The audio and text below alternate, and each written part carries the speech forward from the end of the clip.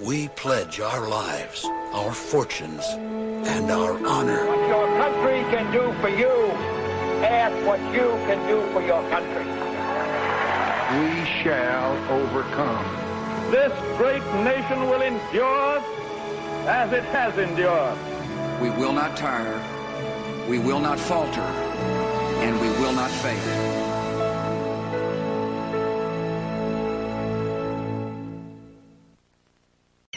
I can hear you, the rest of the world hears you, and the people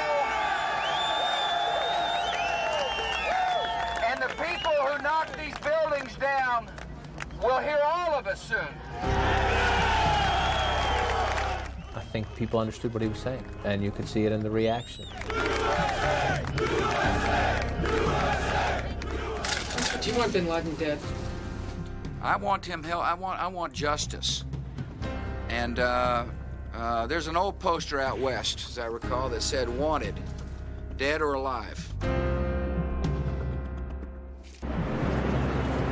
We are one country today, committed, unified in the pursuit to find and punish and obliterate those who committed that horrible act against this great nation. The emotion here is rising dramatically. Everybody is moving into position. Our heroes will now open the marketplace. The determination not to allow terrorists to shut down our financial system was absolute. The markets today tumbling right from the opening bell. The Dow Jones Industrials plunging more than 650 points. Over the course of the next 5 days, $1 trillion in market capitalization was ripped out of our financial markets. $1 trillion.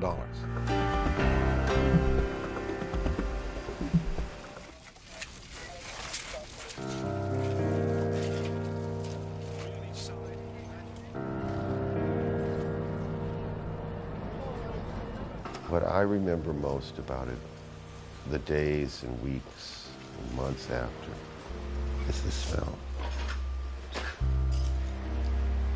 I don't know what that smell is. Jet fuel mixed with burning steel, mixed with human tragedy.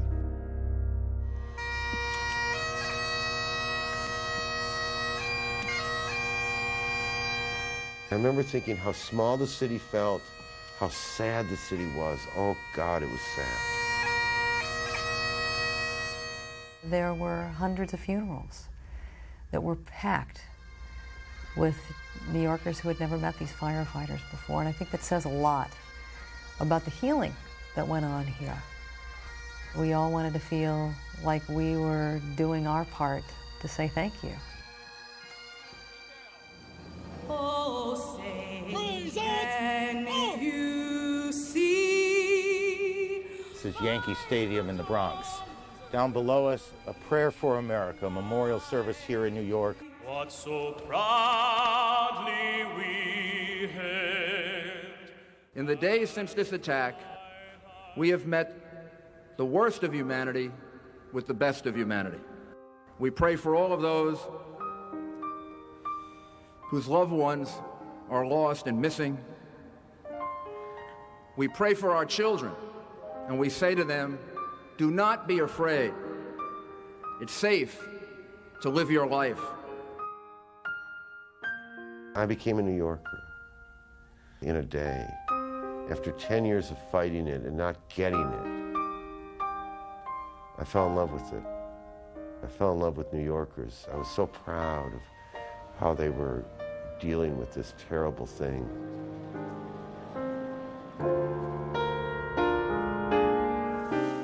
They were committed from the very beginning to deliver their city from the ashes and build it back up again, come hell or high water.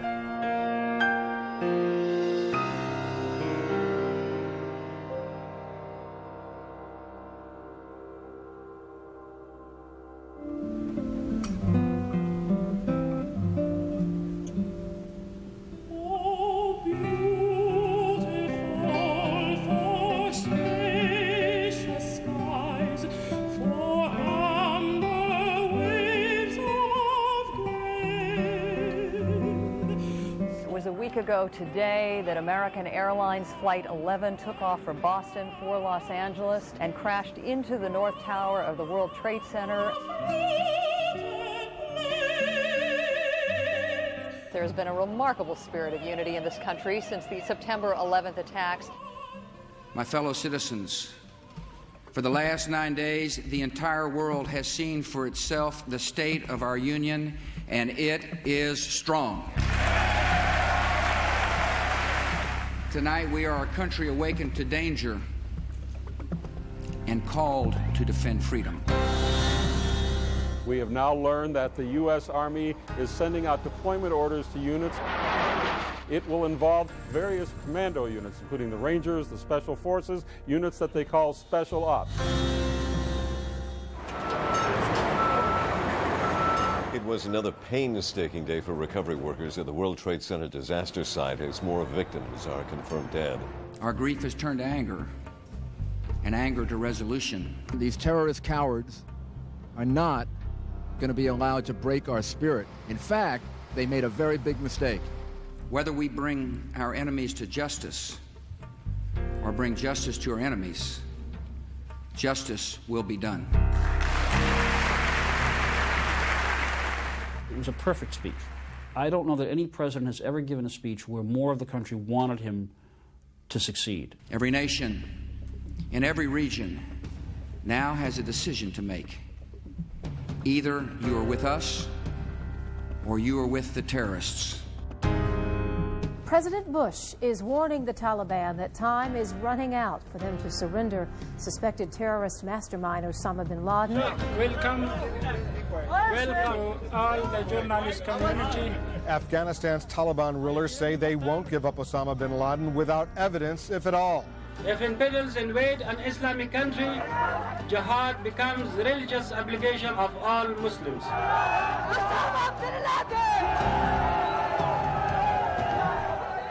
We strongly condemn this most brutal and horrible act of terror and violence.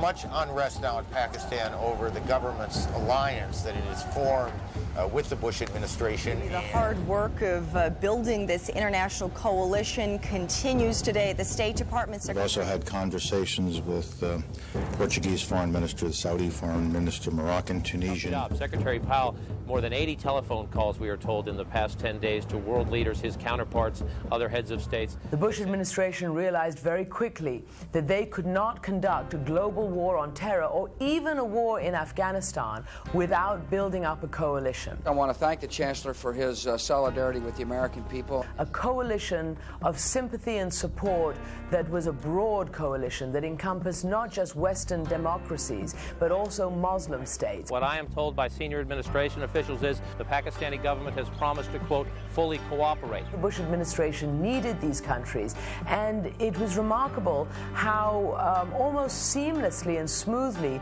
this incredible coalition was built up. Our war is against evil, not against Islam. We don't hold any religion accountable. We're fighting evil. There's an old rule in politics, whether you're trying to sell a tax plan or whatever message you're trying to sell, it's repetition, repetition, repetition, repetition. We do not fight against Islam. We fight against evil. Today we are releasing the photographs of 19 hijackers of the planes that crashed into the World Trade Center towers, into the Pentagon, and into the rural area in Pennsylvania. You finally saw the faces of evil. People who carried out the most mind-boggling attack and assault on America, who had claimed so many innocent lives, looking into the eyes of these hijackers. According to experts who've studied suicide bombing for a long time, these people aren't crazy. They're very rational. They've thought this out. And that's the scary thing, because it's very difficult to spot a rational actor out there who's willing to take his life to take out thousands of people. The spirit of America is incredibly strong.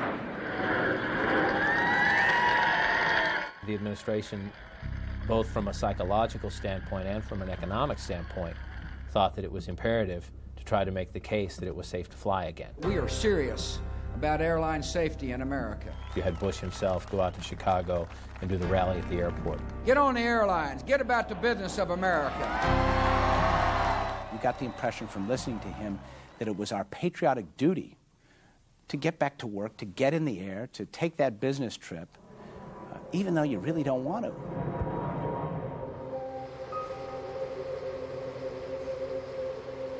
The Federal Emergency Management Agency, or FEMA, ended its search and recovery efforts at the World Trade Center ruins today. When FEMA announced officially that the search for survivors was over, it was a very sad time. It's an inevitable stage. You have to reach it. But it is a terrible point to reach, because then you are admitting to the families, and they have to admit to themselves that that dream, that fantasy, that their loved one is going to be found unconscious, or maybe in a hospital room and unable to communicate, or maybe trapped in a void, that moment is gone.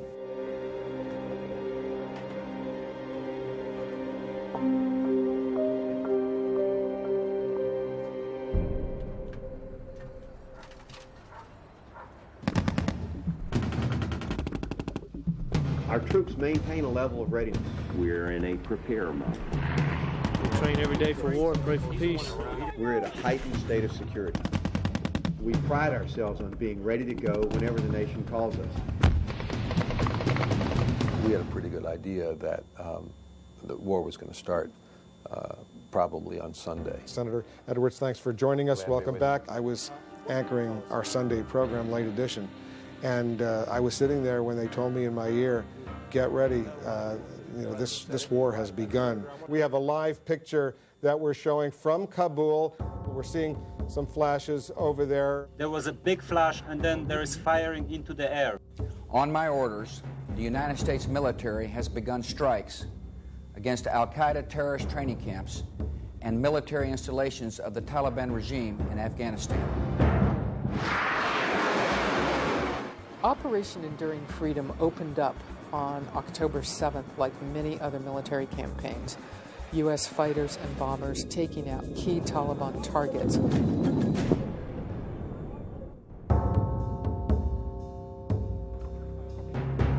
One thing that the United States did realize it had to do right away was it had to get its own people on the ground, special forces, to help spot targets and direct the bombing to make it more lethal and more effective. Now I'd like to show you some gun camera footage showing target destruction. In this case, the picture speaks for itself. I've reflected on some of the questions that were posed at the last briefing about the speed of progress and questions about the patience of the American people. Today is November 1st. And if you think about it, the smoke at this very moment is still rising out of the World Trade Center. In the end, war is not about statistics, deadlines, short attention spans, or 24-hour news cycles. It's about will to see this through to certain victory.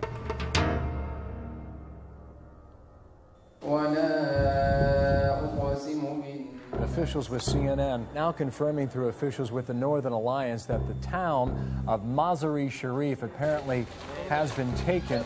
The Northern Alliance claims to have retaken the strategic city in a surprise move, which, if true, represents a dramatic setback for the Taliban.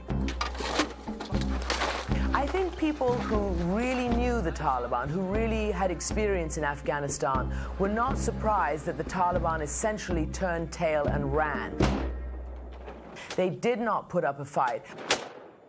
This was our plan, not to enter the city, and we had reached to the outskirts of Kabul, as far as 6 kilometers north of Kabul last night. But then Taliban withdrew. I arrived in Kabul the day after it had fallen.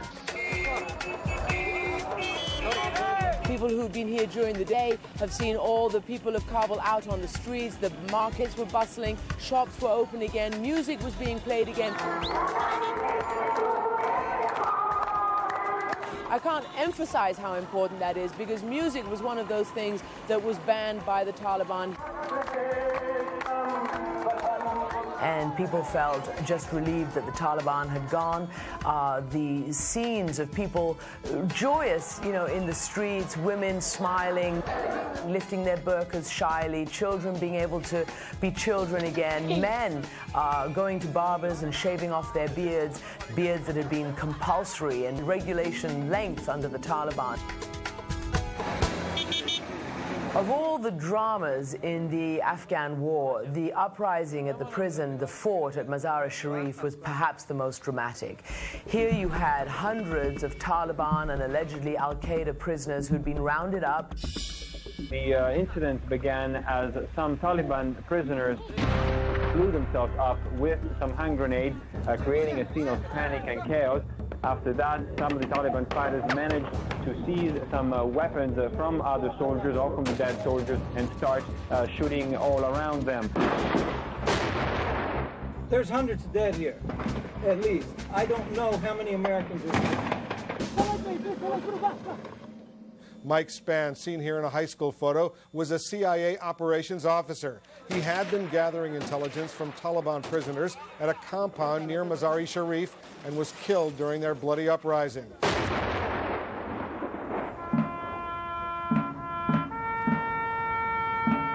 The death of the young CIA officer brought out into the sunlight for the first time the role that CIA paramilitary forces have played in this conflict. They develop relationships with very bad guys and try and glean intelligence from them. And on that day in Mazar-e-Sharif, as we know, Mike Spann and his CIA colleague was questioning one of the recaptured prisoners, John Walker Lindh. In a CNN exclusive, a shocking discovery in Afghanistan, an American believed to be serving in the Taliban regime. I was a student in Pakistan studying Islam, and I came into contact with many people who were connected with Taliban. So I started to read some of the literature of the scholars and the history of the movement, and my heart became attached to them. And of course, as we've been saying, the focus is on finding Osama bin Laden.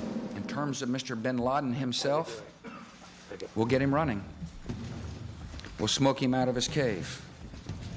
And we'll get him eventually. History has shown that it's very difficult to get a single individual. In fact, in the past, the U.S. has tried to never build a policy around capturing a single individual because it's so difficult. It was then believed by early December he was somewhere up in the Tora Bora region.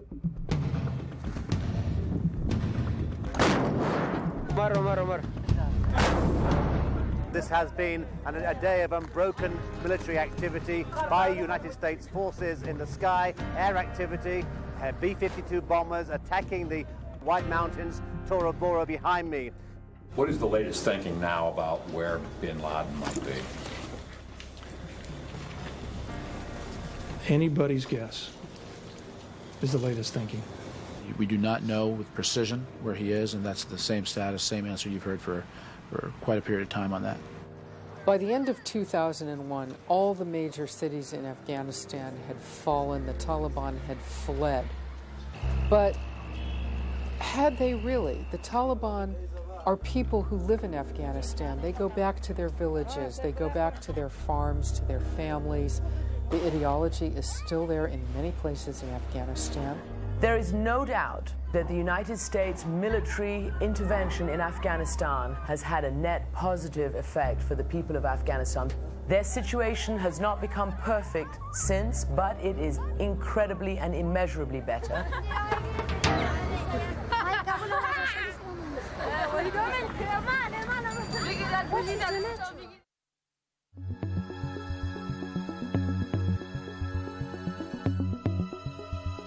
The Centers for Disease Control has just confirmed the diagnosis of anthrax in a patient in a Florida hospital. Based on what we know at this point, it appears that it's an isolated case. We first found out about anthrax when we found out about the case of photo editor Robert Stevens, who worked at American Media in Boca Raton, Florida. And here was a man who had contracted anthrax, and no one could figure out where. Some disease organisms are so tiny that a single drop of liquid culture may contain millions of them. We hadn't seen a case of inhaled anthrax for 25 years. Breathing in only a few could cause infection. Anthrax was certainly one of those things that we absolutely glossed over in medical school, just one of those, here's what anthrax is, but you'll never really need to know about it. The news at this time apparently is not good for that man. Bob Stevens, 63 years old. Passed away at 4 o'clock this afternoon. The big question for investigators, was it natural or was it bioengineered? I remember getting a phone call early one morning, an anonymous source who called and said, FBI is coming in with a full team to the area to try to track this down. This is serious. Everyone was asked to give blood, be tested for the presence of anthrax. Long lines of people outside those offices as they were trying to find out whether they too were infected. A number of people have said that they're scared, they're worried. And so that's when things really started to grow. This is all new to everybody, and it's changing second by second.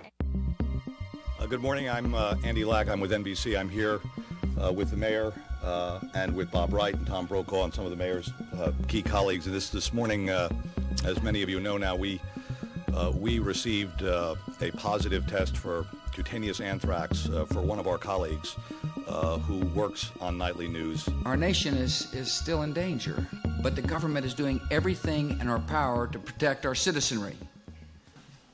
The American people need to go about their lives. I've worked with Tom Brokaw and Dan Rather and Peter Jennings, and so when it became clear that 3 media outlets had received either letters or something that contaminated the place, it's pretty darn scary. We all did this thing in our minds. What have we touched? What have we opened? Mr. President. Majority Leader. At about 10:15 this morning, a member of my staff opened an envelope. Welcome back. The U.S. Justice Department has just released copies of the letters with anthrax that were mailed to Tom Brokaw, the New York Post, as well as the Senate Majority Leader Tom Daschle. The FBI wanted to put the letters out before the public to see whether anyone else might possibly recognize the handwriting. The message was virtually the same in a number of them. Death to America, death to Israel, you die now. What's the problem? My breathing is very, very labored. I don't know if I have been, but I suspect that I might have been exposed to anthrax. Work for the Postal Service. Good evening, everyone. The anthrax attacks continue. Today, confirmation that 2 postal employees have died as a result of inhaling anthrax. No one was really thinking, according to officials, that any of the spores could possibly have gone through the envelope and into the air to infect anyone. They were wrong, and they were very tragically wrong, because as they then came to learn, yes, people were infected in that post office too. So while you had hundreds of people lining up on Capitol Hill being treated with antibiotics, that wasn't happening at the Brentwood Mail facility. I can't believe the post office waited so long to have us come get checked out when people in Washington, thousands of people in Washington, are already being tested right off the bat. A widening crisis. Traces of anthrax are found at more government buildings. A second NBC employee has contracted cutaneous anthrax. Traces of anthrax discovered at a CIA mail sorting facility. A letter carrier has been affected. Late today, a White House mail screening facility also testing positive for anthrax spores. I don't have anthrax. Well, this prompted incredible scares around the country because people didn't know whether they would be next. How many of these letters were out there? Would they get something in their mail that might be impacted with the anthrax too? In the end, 5 people died, 18 people were confirmed infected, and whoever was trying to do this, if they were trying to kill lots of people, they failed miserably. And we proved to ourselves that this infection was something that we could get a handle on. We could treat people. 30,000 people were on antibiotics at one time or another. But we beat that.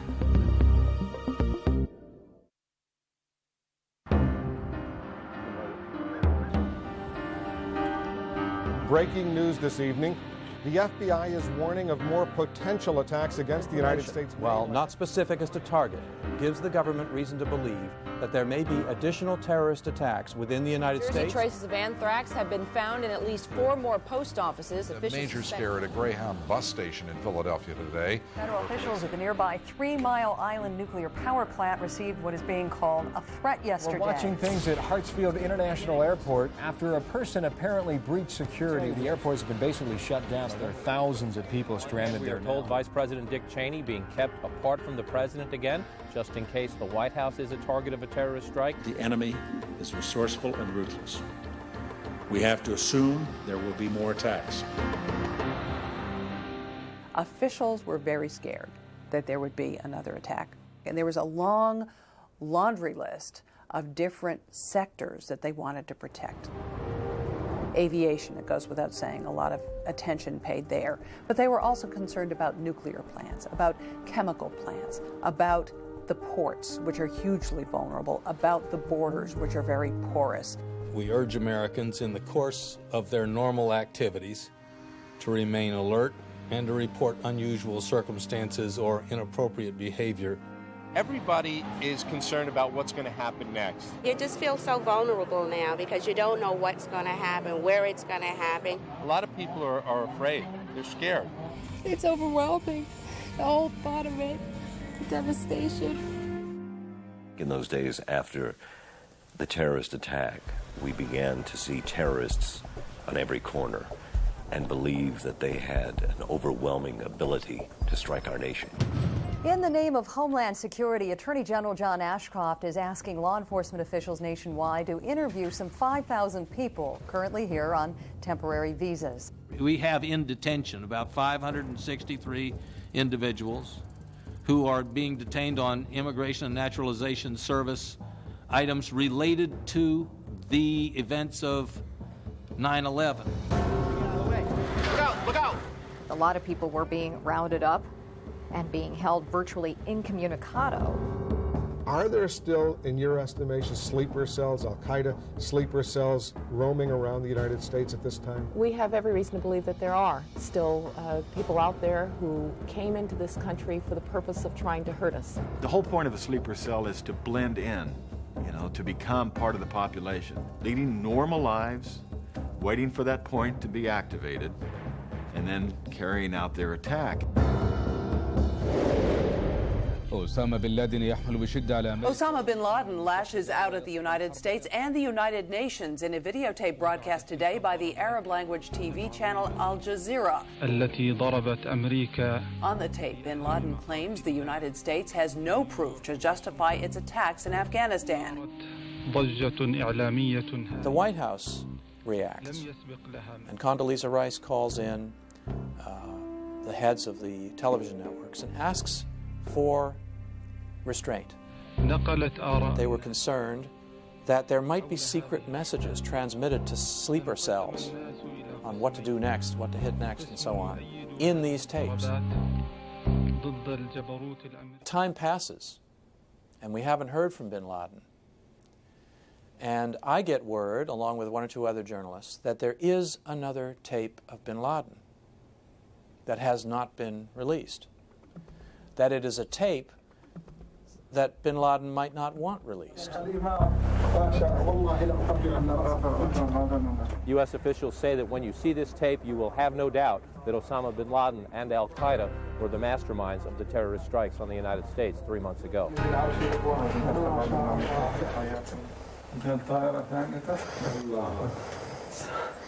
There's something about looking at him, laughing at him. There's something about that, the toadies who were in the room kind of egging him on, making him seem like such a hero because there were 3,000 dead Americans and that they didn't even think that building would collapse completely. It was beyond our expectations, he says. I did the calculations, he says. And you just, you know, you want to retch.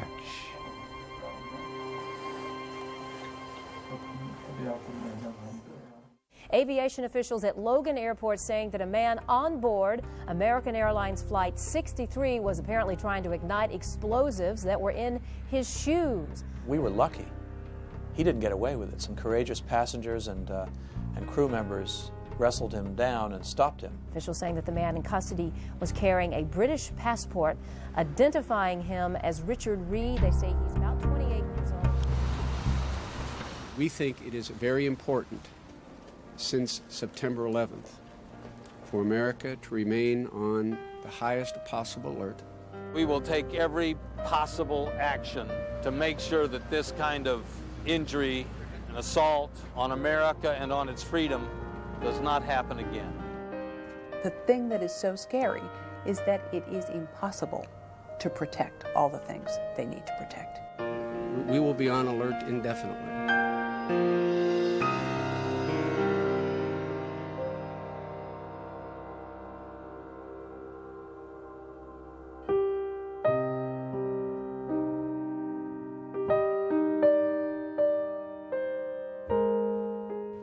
On September 11th, the Pentagon and the trade towers were burning. The Taliban were in power, and Afghanistan was a reasonably safe haven for terrorists. We celebrate Christmas in a time of testing, with American troops far from home. Today, the fires are finally out. The Taliban have been driven from power. Their leaders are on the run. And this is a year we will not forget. Those who lost loved ones in the attacks on September the 11th and on the battlefield, they will remain in our prayers. I want to tell you that my husband is a hero, not because of the way that he died, but rather because of the way that he lived. I found myself at a loss for words. I still do when I think about this. It was too enormous. The pictures didn't do it justice. It shakes your very foundation. It shakes the core of who we are as people. We will never live with the degree of innocence any of us ever had. We've had this sense for the whole of American history that the oceans protected us. We know that's not true anymore.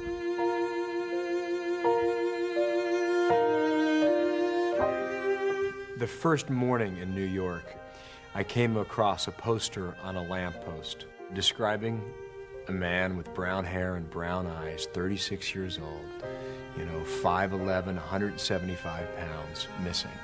And it was the exact description of me. The people in the towers could have been any one of us. What I take away from this is that even in the most difficult, even in the most sorrowful of times, that the human spirit emerges and can truly make a difference. This wasn't a scene where there was no hope or no love. There was a lot of love. Nobody's going to forget the 11th. I don't care who you are. I don't care where you lived. You'll know where you were, and you'll know how you thought and what you thought.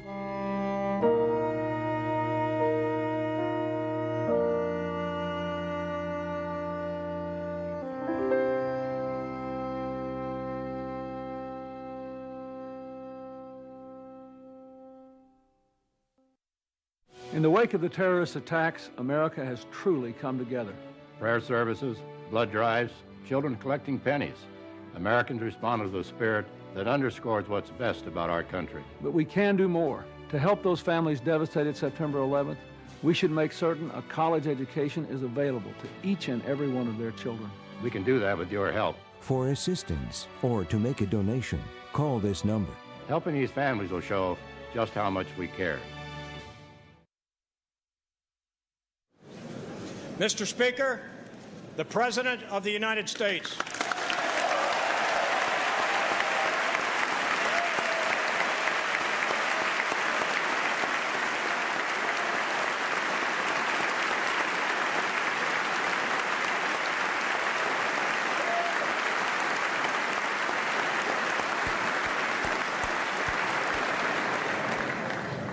Members of Congress, I have the high privilege and the distinct honor of presenting to you the President of the United States.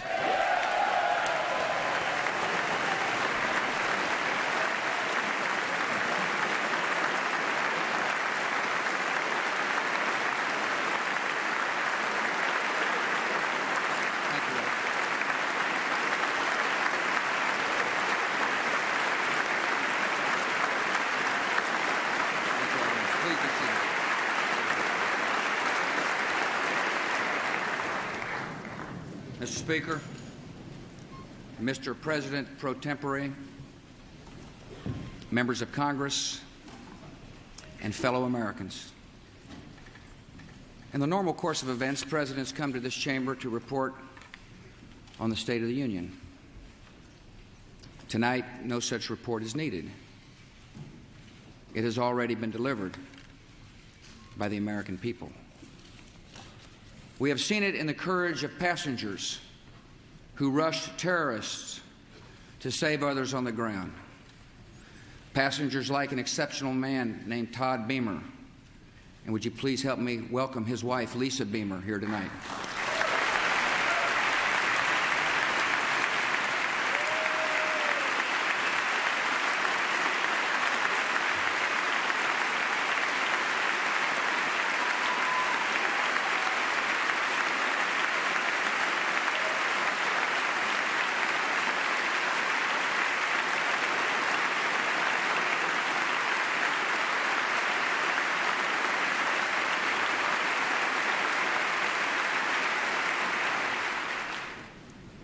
We have seen the state of our union in the endurance of rescuers working past exhaustion. We've seen the unfurling of flags, the lighting of candles, the giving of blood, the saying of prayers in English, Hebrew, and Arabic. We have seen the decency of a loving and giving people who have made the grief of strangers their own. My fellow citizens, for the last 9 days, the entire world has seen for itself the state of our union, and it is strong.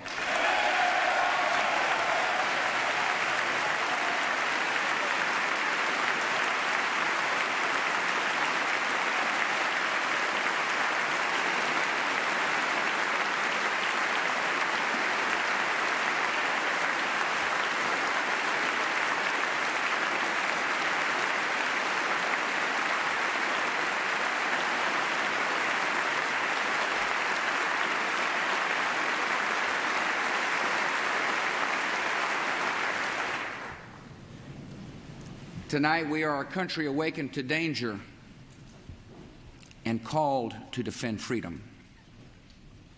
Our grief has turned to anger, and anger to resolution. Whether we bring our enemies to justice or bring justice to our enemies, justice will be done.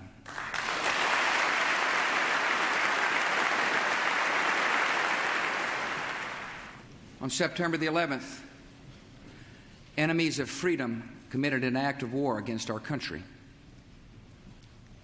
Americans have known wars, but for the past 136 years, they have been wars on foreign soil, except for one Sunday in 1941.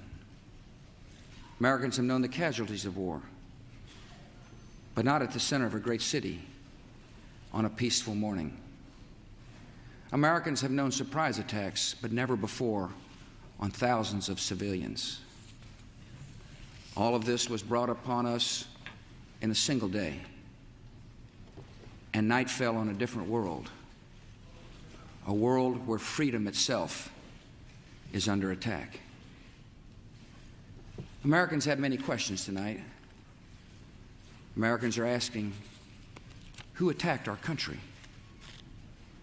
The evidence we have gathered all points to a collection of loosely affiliated terrorist organizations known as Al-Qaeda. They are some of the murderers indicted for bombing American embassies in Tanzania and Kenya and responsible for bombing the USS Cole. Al-Qaeda is to terror what the mafia is to crime, but its goal is not making money. Its goal is remaking the world and imposing its radical beliefs on people everywhere. The terrorists practice a fringe form of Islamic extremism that has been rejected by Muslim scholars and the vast majority of Muslim clerics, a fringe movement that perverts the peaceful teaching of Islam. The terrorist directive commands them to kill Christians and Jews, to kill all Americans, and make no distinctions among military and civilians, including women and children. This group and its leader, a person named Osama bin Laden, are linked to many other organizations in different countries, including the Egyptian Islamic Jihad and the Islamic movement of Uzbekistan. There are thousands of these terrorists in more than 60 countries. They are recruited from their own nations and neighborhoods and brought to camps in places like Afghanistan, where they are trained in the tactics of terror. They are sent back to their homes or sent to hide in countries around the world to plot evil and destruction. The leadership of Al-Qaeda has great influence in Afghanistan and supports the Taliban regime in controlling most of that country. In Afghanistan, we see Al-Qaeda's vision for the world. Afghanistan's people have been brutalized. Many are starving, and many have fled. Women are not allowed to attend school. You can be jailed for owning a television. Religion can be practiced only as their leaders dictate. A man can be jailed in Afghanistan if his beard is not long enough. The United States respects the people of Afghanistan. After all, we are currently its largest source of humanitarian aid, but we condemn the Taliban regime.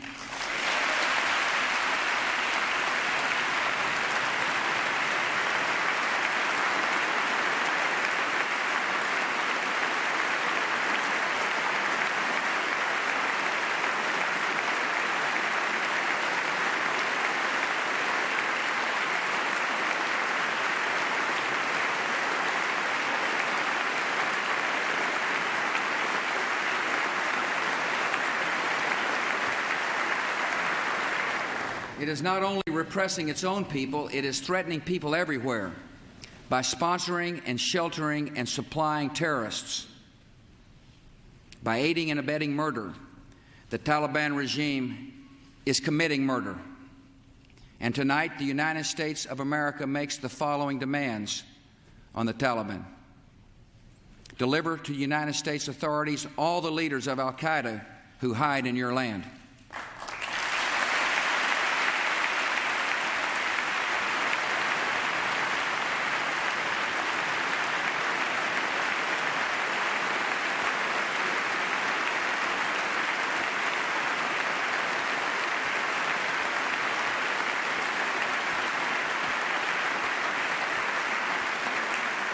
Release all foreign nationals, including American citizens you have unjustly imprisoned. Protect foreign journalists, diplomats, and aid workers in your country. Close immediately and permanently every terrorist training camp in Afghanistan and hand over every terrorist and every person in their support structure to appropriate authorities.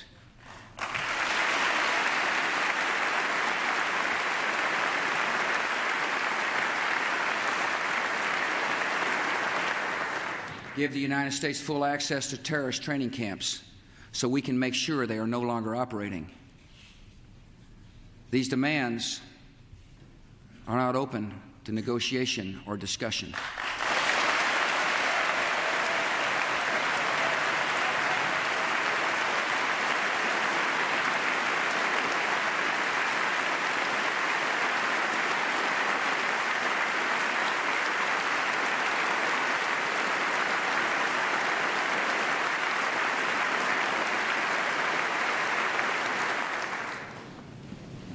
Taliban must act and act immediately.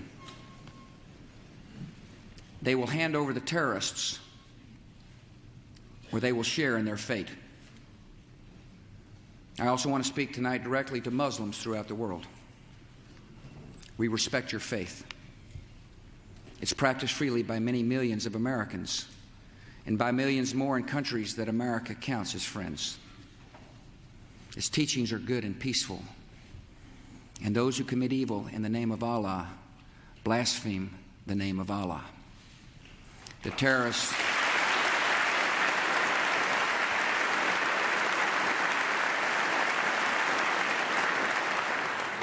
are traitors to their own faith, trying in effect to hijack Islam itself. The enemy of America is not our many Muslim friends. It is not our many Arab friends. Our enemy is a radical network of terrorists and every government that supports them.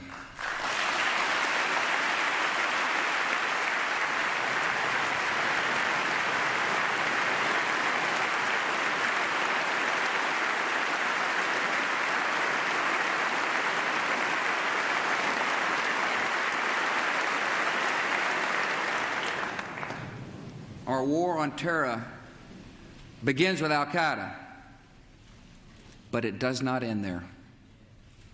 It will not end until every terrorist group of global reach has been found, stopped, and defeated.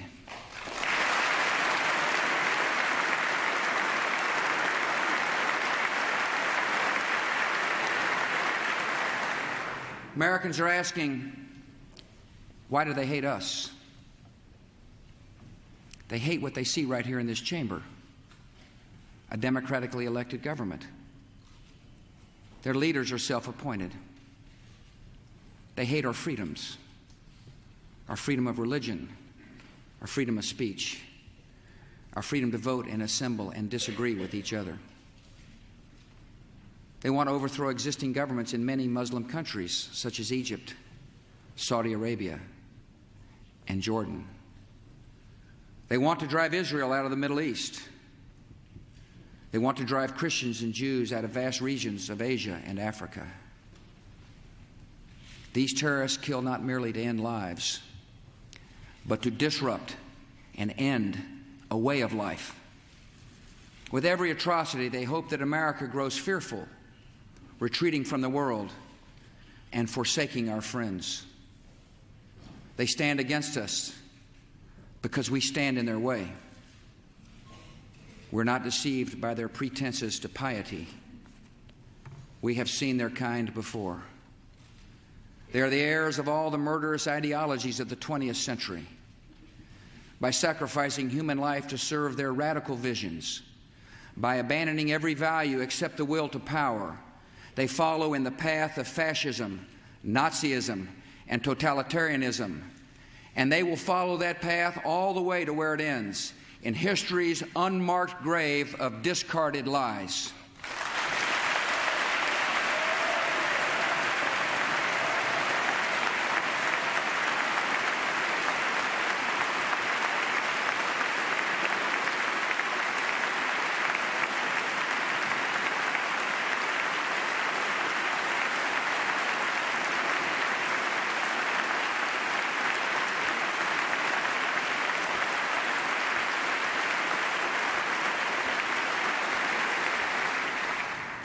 Americans are asking, how will we fight and win this war? We will direct every resource at our command, every means of diplomacy, every tool of intelligence, every instrument of law enforcement, every financial influence, and every necessary weapon of war to the disruption and to the defeat of the global terror network. Now, this war will not be like the war against Iraq a decade ago, with a decisive liberation of territory and a swift conclusion. It will not look like the air war above Kosovo 2 years ago, where no ground troops were used and not a single American was lost in combat. Our response involves far more than instant retaliation and isolated strikes. Americans should not expect one battle, but a lengthy campaign, unlike any other we have ever seen. It may include dramatic strikes visible on TV and covert operations, secret even in success. We will starve terrorists of funding, turn them one against another, drive them from place to place until there is no refuge or no rest. And we will pursue nations that provide aid or safe haven to terrorism. Every nation in every region now has a decision to make. Either you are with us or you are with the terrorists.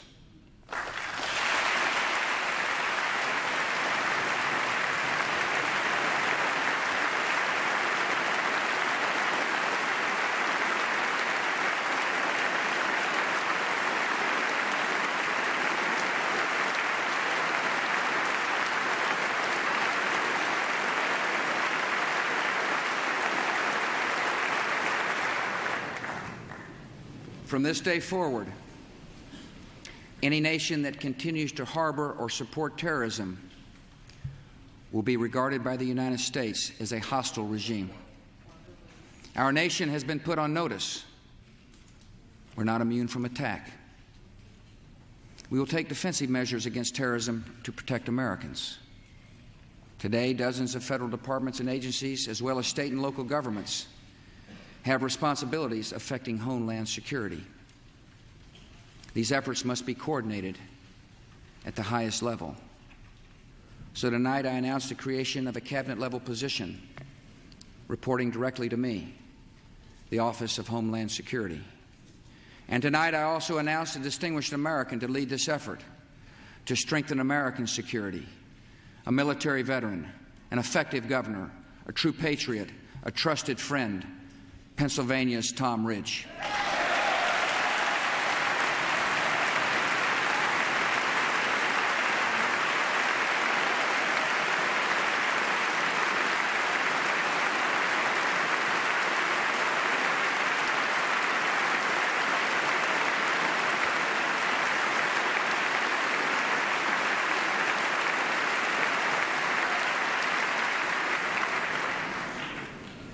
He will lead, oversee, and coordinate a comprehensive national strategy to safeguard our country against terrorism and respond to any attacks that may come.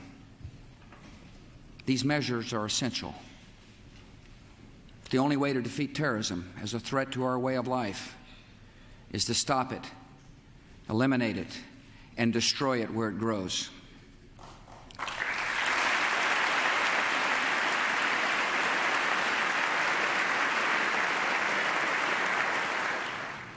Americans are asking what is expected of us.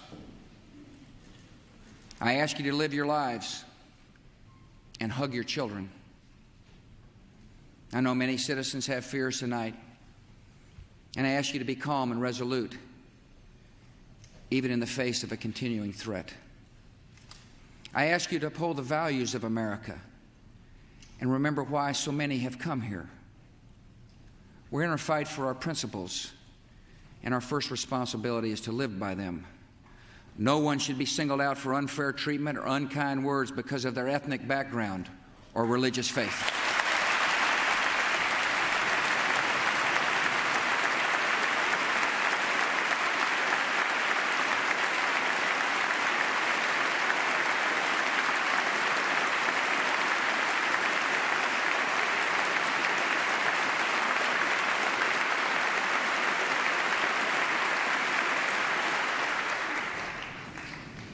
I ask you to continue to support the victims of this tragedy with your contributions.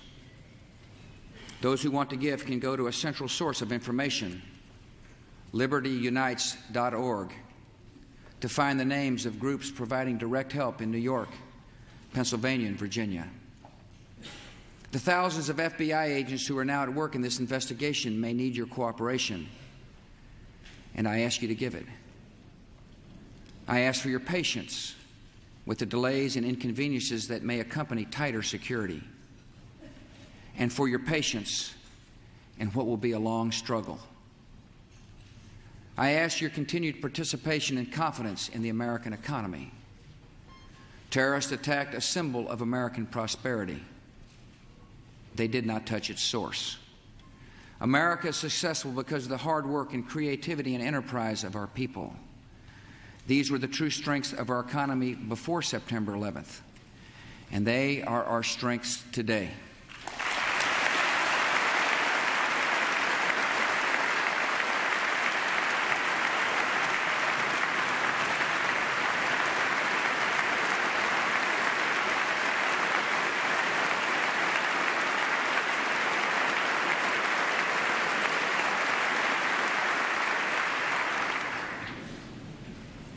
And finally, please continue praying for the victims of terror and their families, for those in uniform, and for our great country.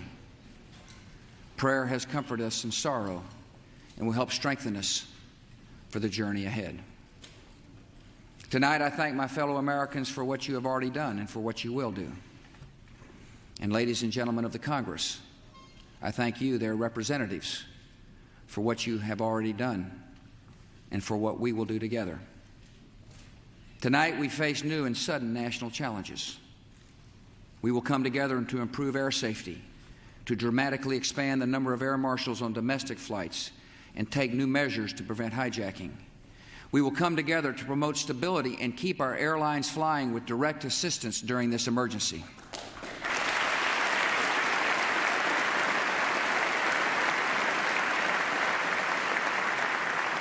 We will come together to give law enforcement the additional tools it needs to track down terror here at home.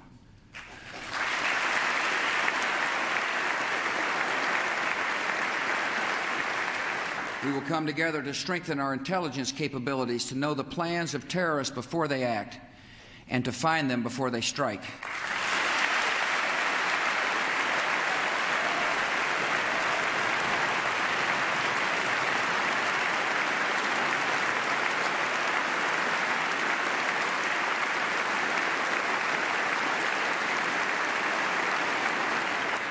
We will come together to take active steps that strengthen America's economy and put our people back to work. Tonight we welcome two leaders who embody the extraordinary spirit of all New Yorkers, Governor George Pataki and Mayor Rudolph Giuliani.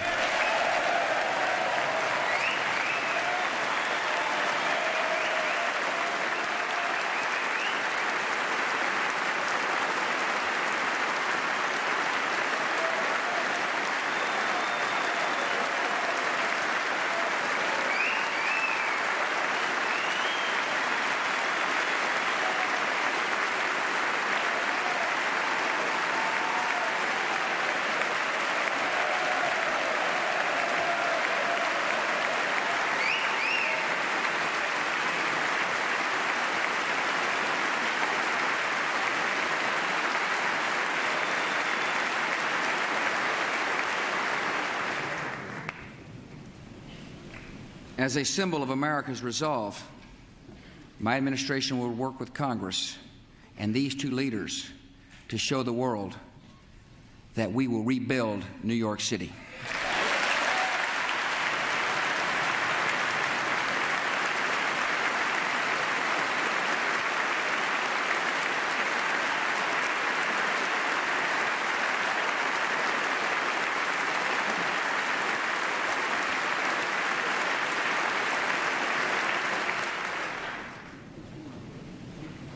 After all that has just passed, all the lives taken and all the possibilities and hopes that died with them, it is natural to wonder if America's future is one of fear. Some speak of an age of terror. I know there are struggles ahead and dangers to face. But this country will define our times, not be defined by them. As long as the United States of America is determined and strong, this will not be an age of terror. This will be an age of liberty here and across the world.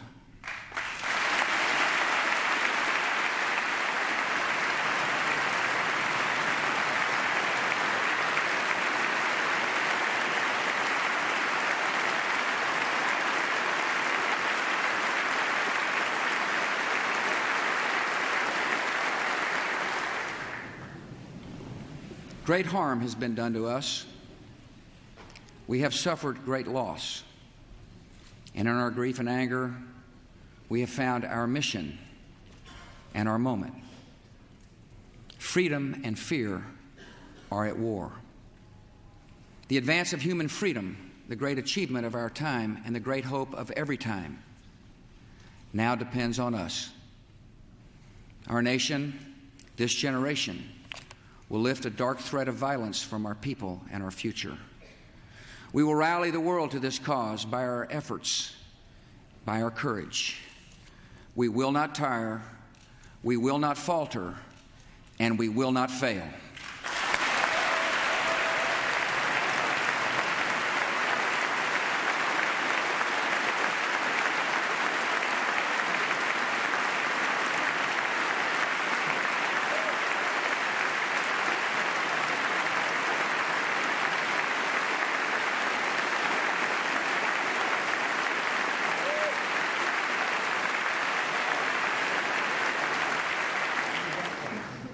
It is my hope that in the months and years ahead, life will return almost to normal. We'll go back to our lives and routines, and that is good. Even grief recedes with time and grace. But our resolve must not pass. Each of us will remember what happened that day and to whom it happened. We'll remember the moment the news came, where we were, and what we were doing. Some will remember an image of a fire or a story of rescue. Some will carry memories of a face and a voice gone forever. And I will carry this. It is the police shield of a man named George Howard, who died at the World Trade Center trying to save others. It was given to me by his mom, Arlene, as a proud memorial to her son. It is my reminder of lives that ended and a task that does not end.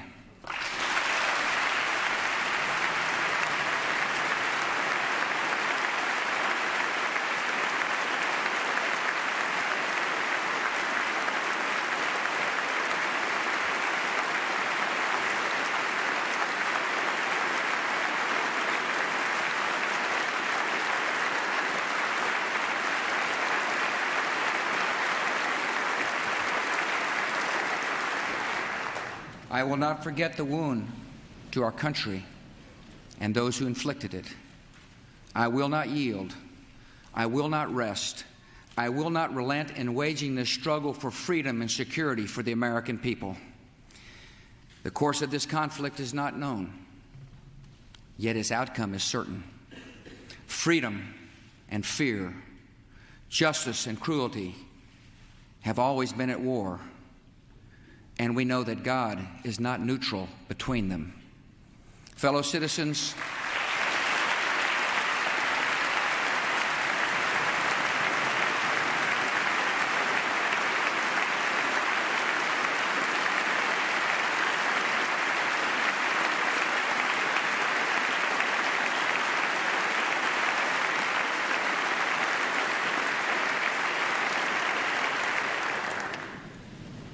Fellow citizens, we'll meet violence with patient justice, assured of the rightness of our cause, and confident of the victories to come.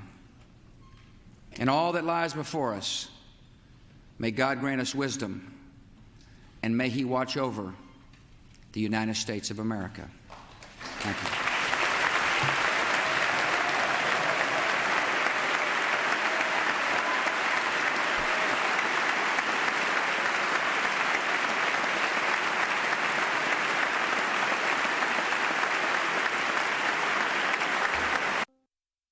In the wake of the terrorist attacks, America has truly come together. Prayer services, blood drives, children collecting pennies. Americans respond to the spirit that underscores what's best about our country. But we can do more. To help those families devastated September 11th, we should make certain a college education is available to each and every one of their children. We can do that with your help. For assistance or to make a donation, call this number. Helping these families will show just how much we care. In this time of need, the American Red Cross is profoundly grateful for your generous outpouring of support. A long period of uncertainty and recovery awaits us all. Thanks to your contributions, the American Red Cross is providing life-saving assistance, including food, shelter, grief counseling, and precious blood. We still need your help.